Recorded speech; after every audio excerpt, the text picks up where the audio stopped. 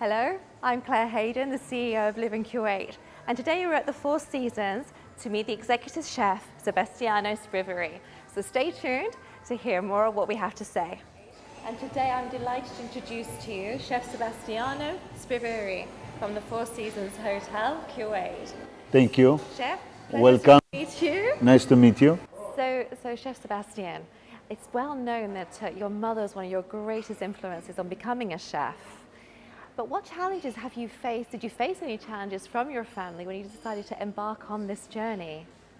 Well, at the beginning you don't think that it will be a challenges. But then the more you grow, the more you go up, and the more you experience the life in the kitchen, you start to understand that it's not an easy job. But it is something that, completely different. You need to deal with so many many dynamics that it happens on a daily basis. When you are a cook, a simple cook is a simple cook, and you need to cook. When you cover a position such as today, then is. And what has been one of the biggest challenges you've had to overcome? Well, actually, in this part of the world, one of the big challenges that I have to overcome is basically, recruiting the staff, Right. products. That is one of the biggest challenges that really you need to focus on it. You cannot really leave it the way it is. Recruitment is for sure, it's a challenge. Before you sell the hotel, you need to sell the country to bring in people. Because you've been in Four Seasons for 23 years now. Yes, and have traveled exactly. from Milan to Yeah, a bit Cairo, everywhere. Everywhere. What was your favorite place? Which was the most favorite And place? my favorite place is the place where I am. I don't ever really. I have memories of the places where I've been, but I live where I'm working. And that is my favorite place. Otherwise, there is no reason to stay Exactly. where So I'm your living. present is your favorite place Exactly. at the moment. Exactly. Yeah, that's just the things. But if you could have your pick of where to go around the world, where would be your next choice? I really don't have, I really don't have any preference. But there are things in life that you keep with you always during your journey, and for sure, Istanbul has been one of the biggest step. Cairo has been one of the big step in my career. Milan is your home country, your home city. Italy is your home country, so you will feel comfortable at the end of the day. But London has been also, another big step, because when I was transferred from Cairo to London, that was really something shocking, big difference. It was not easy to adapt to the city, exciting because you are in a completely different city, but still. Nice though. Challenge. Very challenging. Different challenges wherever you are, wherever but you good go to. challenges, I mean, Yeah. at the end of the day, very good challenges. Of course, so your experience has maybe the 50-60% of the overall job that you do, but I try to do things differently. I have a few of our dishes that they are, history for me. They are things that they remember me, good things. But I try to be always creative with the place where I am, and not just continues to do it what I used to do it before. Creating new concepts, new foods, new ideas. Well, it's it's a never-ending game, that one. You need to be always on top of the trends, you need to be always on top of the industries. Competitors are very aggressive in a certain kind of way, and we need to be always on top of it. A lot. And it's a study, it's a market research, it's a thing that you need to make it if you want to survive nowadays. I mean, what ingredients do you like to combine the most when you're cooking? For yourself or But as a chef, you have lots of things. You have lots of products that you would like to add in your menu. They are memories for you because of your childhood, because of your experience. But at the end of the day, you need to be very much versatile. You need to be more global than just focusing in one product rather than, because I can tell you pasta, but it's a very common, you say everything but you say nothing, or the pizza or whatever. But I will say that, you know, for me, the position that I have today, the most important, you know, products that I have today is the people that I'm working with, which is the asset. It's your team, your family. Because your work family. exactly, because at the end of the day, without them. So when you're looking at your cooking and looking at food, do you have a philosophy that you employ as your? Yeah, of course. I mean, the philosophy is to be there. I mean, without philosophy, you don't have roots. And tradition is very important. You know, traditional things are very important because nowadays, you know, all the young generation, they are very fast learning, and they really learn what they like to learn. But whatever is the tradition, whatever is the cuisine 30 years ago, 40 years ago, it's very difficult for them to understand. Now. Very different, you know. And what has been your most, for your personal achievement to date? Well, you know, my personal achievement today is try to be successful today in Kuwait, which is a completely different market, which is a market that, you know, I learn on a daily basis. So it is a continuous learning curve. Yeah, it's a learning curve of life, a professional, you know, professional life, which it takes sometimes. It's not easy. It does. Look, one question, I'm always curious to know, if you're sick, what food do you crave? What do you want to be made for you? Do you go back to your comfort food for Italian? I hope not to be sick. Don't be sick. Because I don't like that kind of food. But if you're craving something, what would you like to have? Nothing more, you know, there's sometimes a cup of tea just to relieve a little bit. I'm not a big eater. Really? No more, no anymore. You know, I'm more, you know, concerned to bit more vegetables rather than, you know, proteins. I love fish. So when you're at home and you're cooking for yourself, you're more likely to have fish and vegetables? You know, at home, it's not when I am at home with friends or when I am at home with, you know, I like to do things very simple, nothing, otherwise I'm going outside for dinner. All right. Which is a way to explore better Kuwait, you know? Yes. So depending what you do.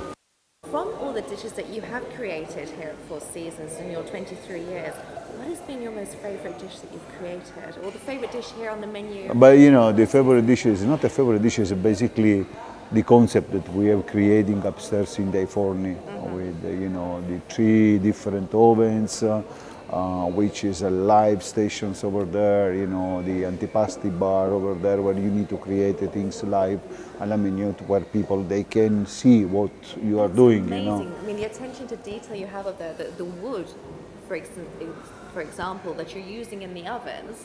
Yeah, the wood we imported from Italy is an organic wood that we found a company in Italy which they can supply us here. We have our you know, connection, the way to bring it in. But again, you know, this is one thing. But beside that one, there is so many other things that, you know, to reach the level where we are now. It's an hard work. It's a never-ending game.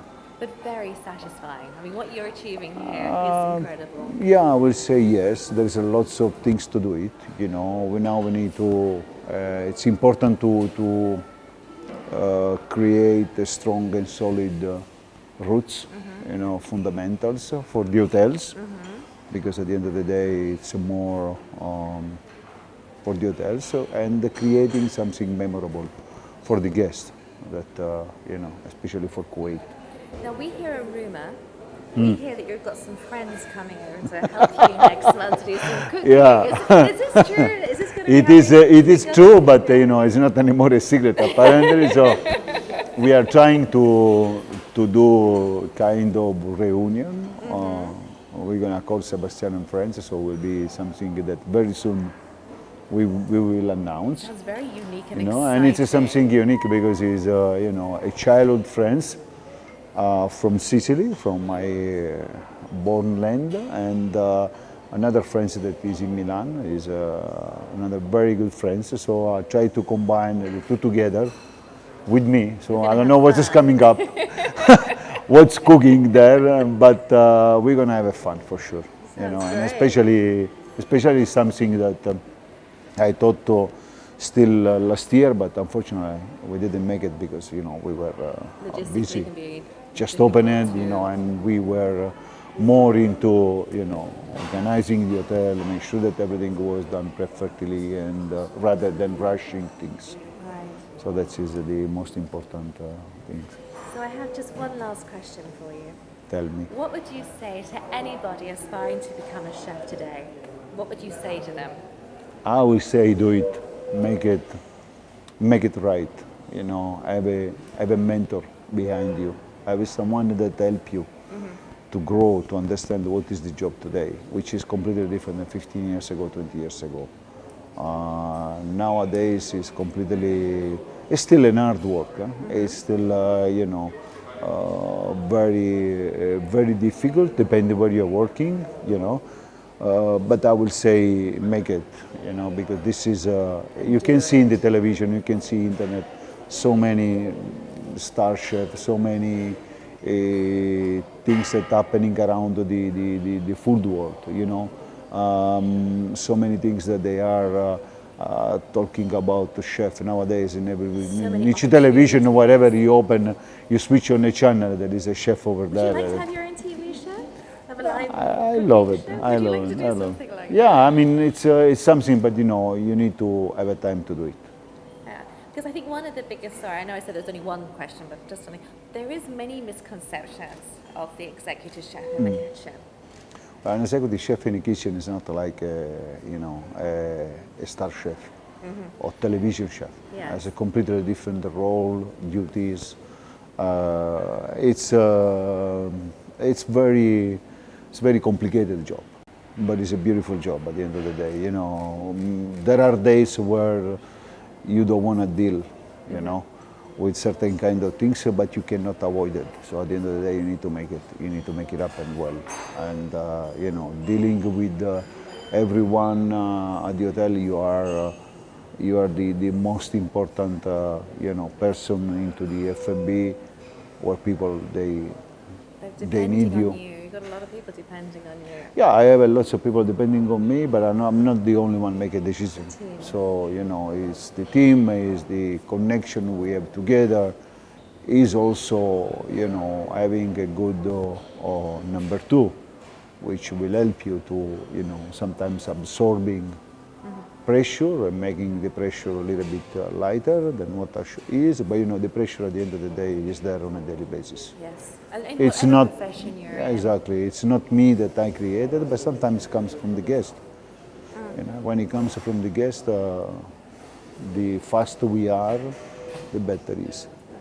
If you weren't a chef, what would you have been? I don't know. You don't know. It's just always. I think always a that I chef will and- be maybe what I am today. So again, chef. A good chef. So you would conceive be nothing else. I but can a see chef, it that was one. it? I cannot see myself in a different, in other different, shoes or other different, uniform rather than this one. But again, it's my life, which is absorb most of my, day. I think being a chef is actually a passion. You have to have that love and that It is a to passion. do It is a passion. It Because is a of the long work commitment. hours. Because otherwise it doesn't work out. And I think that this one is related to all the job. It's not just because you are a chef. Chef, you need to be passionate because you need to work with the food. You need to do things done properly. You cannot make mistake. The moment you make mistake, you're gonna have complaints. So, and when it comes to food, people are very. What has Today been your- they understand food. What has been your biggest disaster in the kitchen? Can you share Not with us? not really a big disaster, but challenges. Yes, like everyone else. One of the biggest one was when I was in Egypt. It was during the Ramadan period, and we were catering for an outside catering at the golf club. in one of the golf clubs in Cairo, and unfortunately in the middle of the road, in the middle of the desert, the truck break down. Oh no, with all the food. With all the food, with everything. Everything. So that was Yeah. that was something that you shake. I will never forget. Because in 2 hours we have to reach the location, we have to set for the iftar, which will reach the location an hour and a half later. We had just half an hour to do the setup. I don't know how the iftar is for Muslim. During Ramadan it was like, That must have been very precious. that has And a been lot of very, pressure, yeah, I mean, yeah. not only the pressure, but it's something that you cannot predict, you Yeah. know, I mean, And it was out of your this is, control as it's not in well. my control. What was in our control was just to make sure that we will reach the location on time and we're gonna make the setup. Make it happen. Did you make it happen? We make it happen, we Yes. just, you know, with few challenges, but we make it happen did. at the end of the day. It was just, So that was like one of your disasters. What about your funniest moment in the kitchen? Can you remember one that stands when out? I start, when I have the right mood and I start to singing. You're singing. You sing in the kitchen. Yeah. And the guys there look at me and says, "He's crazy. What's going on?" Oh, he's happy. He's in not. a good mood. He's not team. No, it's yeah. We sometimes is you know, it happens. Not every day. You know, Oh. sometimes. Well, we It's hope- not on we a hope to daily be able to basis. witness that It's, one day. We hope to see it. You need to be The a singing witness. chef. Yeah. Yeah. Chef Sebastiano, it's been a pleasure to meet you. Thank you. Do you have any last words that you'd like to share with us? Just say Not really, but thank you for coming. Thank you for taking the time of this beautiful interview. You're most Okay, welcome. and see you soon. Thank you so Thank much. you. Thank Bye you. bye. Thank you for watching. We hope you enjoyed the interview as much as we did with Chef Sebastiano Spriveri. Stay tuned to hear more about our events and activities that are happening with LivinQ8. You can visit our website, www.livinq8.com, or even our social media to find out everything that's happening here in Kuwait. Thank you.